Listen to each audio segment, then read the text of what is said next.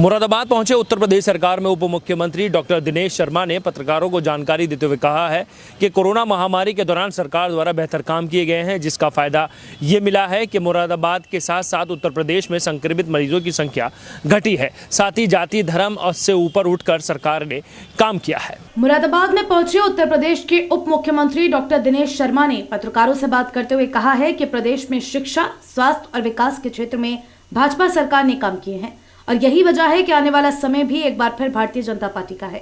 उप मुख्यमंत्री ने पत्रकारों को संबोधित करते हुए कहा कि महामारी के दौरान सरकार ने बेहतर काम किया और अब तीसरी लहर में भी बेहतर प्रयास किए गए हैं, जिसका नतीजा यह है कि अब संक्रमित मरीजों की संख्या भी उत्तर प्रदेश में कम हो रही है।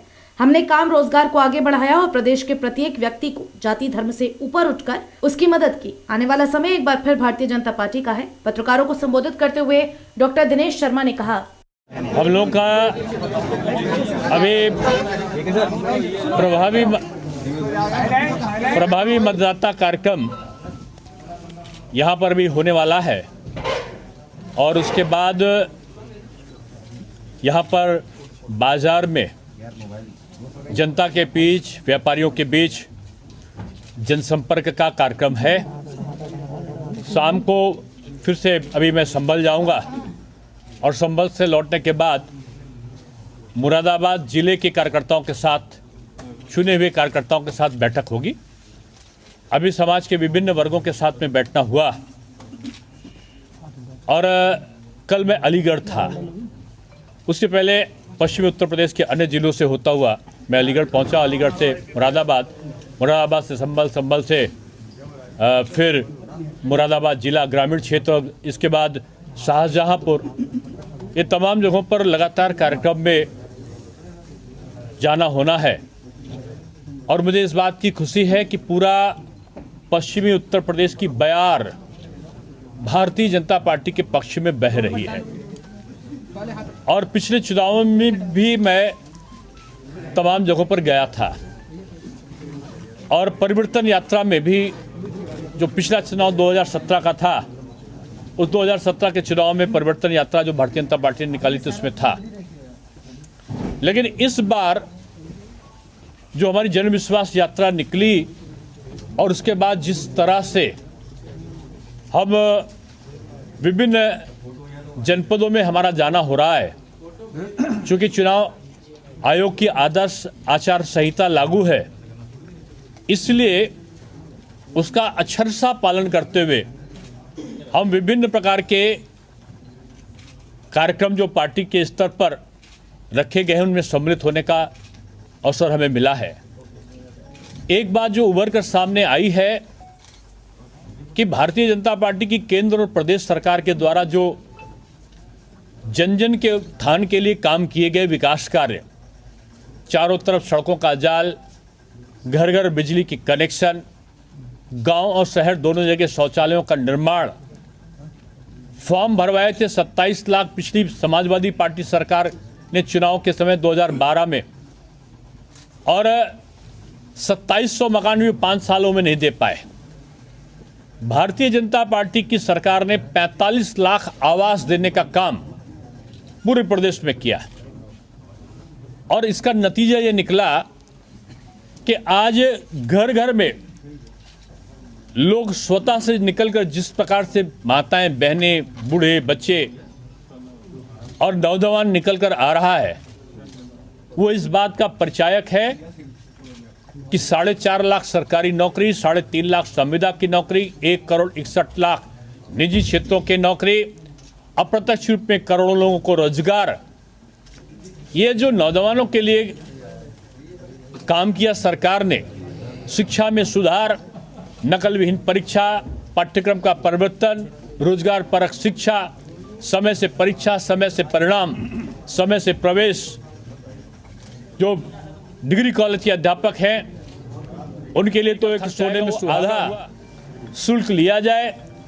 24 घंटे शहरों में, 22 घंटे 18 से 22 घंटे गांवों में बिजली को दिया जाना, शौचालय घर घर करोड़ों की संख्या में शौचालयों का निर्माण, गैस के कनेक्शन को दिया जाना, फ्री में 10 किलो अनाज हर व्यक्ति को बगैर भेदभाव के दिया जाना, 1000 रुपये श्रमिकों को उनकी सहायता राशि के रूप में कोरोना के समय दिया जाना, 1500 रुपये महिलाओं के खाते में, जनधन खाता जिनका है, कोरोना के समय उनके खातों में देना, 6000 रुपये सम्मान राशि को उनके खातों में भिजवाना, जूता, मोजा, चप्पल, बस्ता, पाठ्यपुस्तक, इनके लिए जो भी राशि है हर अभिभावक के खाते में, बच्चे की बेसिक स्कूल कक्षा 1 से 8 तक का, उनके खातों में वो राशि को पहुंचाना, ऐसे काम हुए हैं जिन्होंने उत्तर प्रदेश की दशा और दिशा दोनों को बदला है।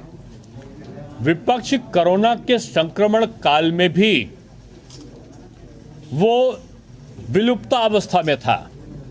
एक भी बड़ा नेता विपक्ष का, यहां तक कि वो अपने चुनाव क्षेत्र तक नहीं गए। बीजेपी का कार्यकर्ता सेवा ही संगठन के नाम से जन जन तक का कोरोना के संक्रमण के से पीड़ित लोगों को अस्पताल पहुंचाना, उनका चिकित्सा कराना, उनके घर में मेडिकल किट देना, वैक्सीन लगाना, उनका चेकिंग कराना, ये सारा काम, भोजन पहुंचाना, ये सारा काम करते रहे। सैकड़ों की तादाद पे हमारे कार्यकर्ता दिवंगत हुए और 6-6, 7-7 एमएलए हमारे नहीं रहे, 3-3 मंत्री हमारे दिवंगत हुए, लेकिन बीजेपी ने साथ नहीं छोड़ा। 1.5 साल पहले केवल 3-4 जगहों पर, जिलों में कोरोना से निपटने की तैयारी नहीं थी, केवल वेंटिलेटर युक्त और ऑक्सीजन युक्त 3-4 जिलों में थे, बेड्स थे हॉस्पिटल्स में। आज 1.5 साल के भीतर ही सारे के सारे जगहों पर पूरे 75 जिलों में वेंटिलेटर युक्त और ऑक्सीजन युक्त बेड्स हैं। 55 से ऊपर हमारे ऑक्सीजन प्लांट संचालित हो चुके हैं और तेजी के साथ में लग रहे हैं। के लिए किसानों ने दरवाजे बंद कर दिए हैं। हमको लगता है कि उनको चूक हो गई होगी। उन्होंने बीजेपी के लिए तो पावड़े बिछाकर खोल दिए। कल ही मैं गया था तो गांव में बूढ़ी बूढ़ी माताओं ने आशीर्वाद दे रहे थे। बूढ़े बूढ़े बुजुर्ग, खासतौर से अल्पसंख्यक वर्ग के लोग भी बाहर निकल कर आए और उन्होंने कहा एक अल्पसंख्यक तो बाहुविवल होकर रोने लगे थे। बोले पूरी जिंदगी बेटा मैंने, बाहर निकल कर आए तो लोग उनको रोक रहे थे, रुके नहीं। और अतरौली की मैं बात बता रहा हूँ, निकल कर आकर मेरे सर पर हाथ रखकर बोले कि बेटा जिंदगी भर आप लोगों को वोट नहीं दिया, जबकि मैं अटल जी का भी फॉलोअर था, उनको बहुत मानता था, लेकिन जब वोट डालने गया तो आपको वोट नहीं दिया मैंने कहा दादा कहना क्या चाहते हो? तो बोले ये जो मकान आप जिसके बाहर आप प्रचार करने आए हो, ये योगी जी के द्वारा दिया गया है, ये प्रधानमंत्री आवास ये मोदी जी का है, और हम लोगों ने सपना नहीं देखा था, आज पक्के मकान में रह रहा हूँ। इस बार बेटा मेरा भी और मेरे बच्चों का भी सारा वोट, जो लड़कों का है पोता पोती तक, उनके काफ़ी बुजुर्ग थे, उनका पूरा परिवार हमारा बीजेपी को देगा। मैं खुला चैलेंज करके कह रहा हूँ, और फिर स्टिकर लेके अपने घर में कह रहा हूँ ना कि पलायन को रोका ना बीजेपी ने पूरा जो पलायन था उसको रोका है। अब यह रोका है, पलायन ना हो।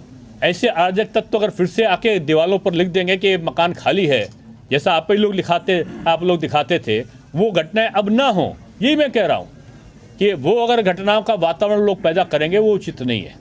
सर 12:30 बजे अखिलेश यादव और जयंत चौधरी जो है वो प्रेस कॉन्फ्रेंस करने जा रहे हैं गाजियाबाद में। वो गली गली जाकर के कैंपेनिंग करने की बात कह रहे हैं भाजपा को हम इससे पटक नहीं देंगे। अब भाजपा को कौन पटकनी देगा ये तो भविष्य बताएगा, लेकिन जनता पटकनी देने वाली है 10 मार्च को। विपक्ष को ये पता है सबको। सर जयंत चौधरी जी को आपने ऑफर किया है क्या? बीजेपी ऑफर किसी को नहीं करती। बीजेपी सामान्य एक नीति हमारी वो सबके लिए है। जो बीजेपी की नीति रीति सिद्धांतों पर, जो विकास के कार्यों में अपनी सहभागिता पर जिसका स्वीकृति है और समाज में छवि अच्छी हो जिसकी भी, और समाज में किसी प्रकार के आरोप ना हो, उसको स्वागत बीजेपी में, उसके लिए बीजेपी के द्वार खुले हैं। ये हमारा केंद्रीय नेतृत्व भी कहता है और हम भी कह रहे हैं। अब देखिए मैंने सुना नहीं किसी का, और मैं लखनऊ का हूँ, मेरे बुजुर्ग हैं, और उनको मैं कहूँगा कि जो राम राज्य की परिकल्पना है वो बीजेपी की सरकार में ही होगी, सबका साथ सबका विकास। दूसरी सरकारों में तो इस प्रकार का जो भेदभाव है वो हमेशा रहा है। इसलिए लखनऊ या उत्तर प्रदेश एक अच्छा विकास का केंद्र बने, इसकी तरफ हम आगे बढ़े। ये 20 लाख रोजगार देंगे अगर वो आएंगे तो, और जो है जो योगी सरकार की तरफ से लगातार रोजगार मिले। आज़ादी के बाद से लगातार वही सब लोग तो हैं ना, उनको पूछिए सबसे कि उन्होंने जब सत्ता में रहे तो कितना रोजगार दिया। अपराधियों को संरक्षण देने का आरोप तो बीजेपी को लगता रहा है। प्रसाद मौर्य सहित कई भाजपा विधायक सभा में शामिल हो गए। राजनीतिक पलायन को किस तरह से देखते हैं? आप तो ये नहीं देख रहे कि लगातार उनके 27 लोग हमारी तरफ आ गए। 27 MLA MLC मिला के 27 से ज़्यादा, अभी तो परसों 2 और आ गए हैं, कल 2 और आ गए हैं। तो रोज़ उनके लोग छोड़कर इधर आ रहे हैं।